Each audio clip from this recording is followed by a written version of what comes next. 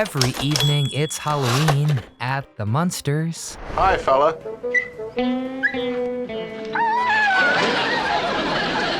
Vampires and werewolves, Frankenstein's monster. And to top off this ghoulish gathering, the weirdest of them all, Marilyn Monster. What's the matter with me anyway? So why the heck did this wacky family have someone so different looking even by their standards? And why is it that Marilyn quit twice? Welcome, I am your host, the nightmarish, nostalgic Nick, with the especially spooky answers and much more, including how love broke a family apart, and how Marilyn has an entire medical condition named after her. How silly of me. You ought to be a doctor. If you enjoyed today's video, please give it a thumbs up to help it circulate, and subscribe to our channel so you catch all our deep dives. Now, without further ado, let's return to Mockingbird Lane and learn the bizarre story behind Marilyn Monster. Did the Munsters have a normal daughter? Within the nightmarish home of the Munsters, if you tread unwisely, you might come across Marilyn Monster.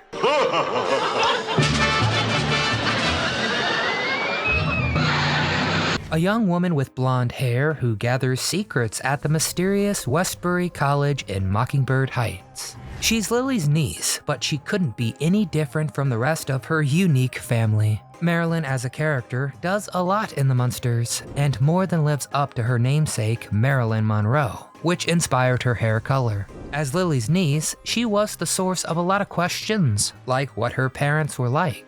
So what was the guardianship arrangement, and why did she have the last name Munster if it should have been a maiden name?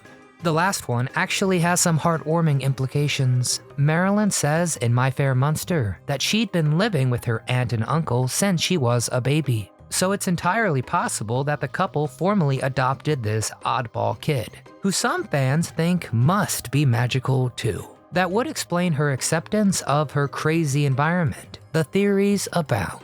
But more than that, she was a very unique foil to the rest of the cast. This is the ugly duckling?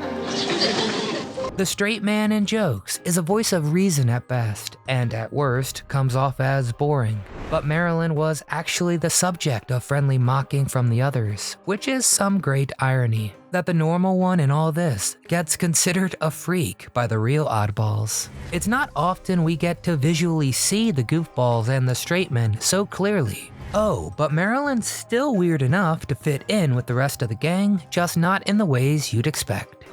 How many Marilyn Munsters were there?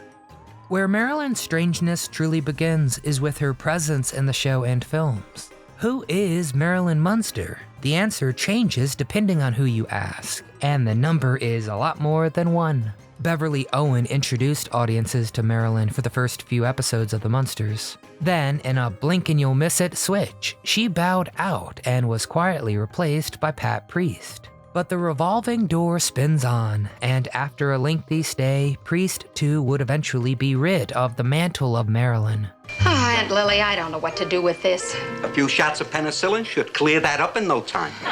In her place would be Debbie Watson in Munster Go Home, and Joe McDonnell in The Munsters' Revenge, followed by Mary Ellen Dunbar and Hilary Van Dyke.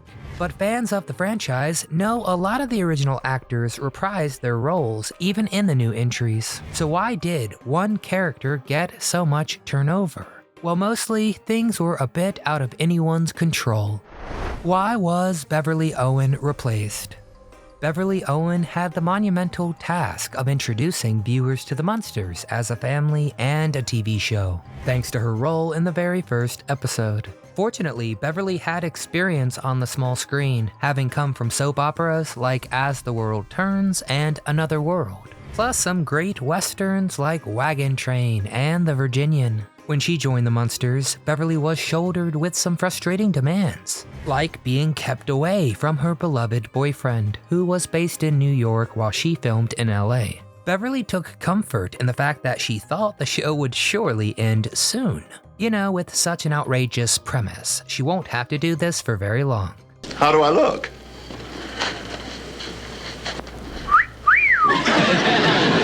Except, as we now know, it did last, and so did her grievances. Because it was so important that Marilyn Monster visually resembled Marilyn Monroe, Beverly was stuffed into a wig carefully styled after the bombshell actress. But Beverly missed New York. She didn't like LA, not least because she missed her sweetheart who she wanted to marry. She was also stuck in a contract with Universal, and the studio would not let her go. It got to the point where Beverly cried a lot on set, and she shared her grief with her co-stars. Supposedly, Yvonne DiCarlo, aka Lily Munster, thought Beverly was being unprofessional. Luckily, her uncle and grandpa came to the rescue. Al Lewis and Fred Gwynn marched into the Universal offices on her behalf and said if they did not release Beverly from her contract, the entire cast would walk. No cast, no show. Beverly was freed. But sadly, the role of Marilyn Monster wasn't done giving everyone some trouble. Why did Pat Priest leave the Munsters? I'll be honest, I had to pause and squint a moment to realize, yeah, that is someone else playing Marilyn for the next 60 plus episodes. And that's thanks to the team's dedication to keeping the character looking as much like Marilyn Monroe as possible. So when it came time to recast, they looked for actors who captured that kind of appearance and energy. That's how they found Pat Priest, whose credits had been pretty limited to stage performances. But she had been surrounded by acting since she was a kid, thanks to her mom who taught speech and drama and put on road shows. By episode 14, Grandpa Leaves Home, Pat Priest was the new Marilyn, although she's hardly in it at that point, probably because the crew didn't expect her to be available so soon. And for the rest of the show, this would be Marilyn. Beverly hardly appeared in a fifth of the show, but hers is considered a dash more popular, yet Pat had the most episodes under her belt. Pretty wild. Alright, so Pat Priest is the face of Marilyn now and has been for years. So with the show's cancellation and a film coming up, obviously she's a shoo-in for her old role, right? Nope, wrong. Filming the Munsters hadn't always been a walk in the haunted park.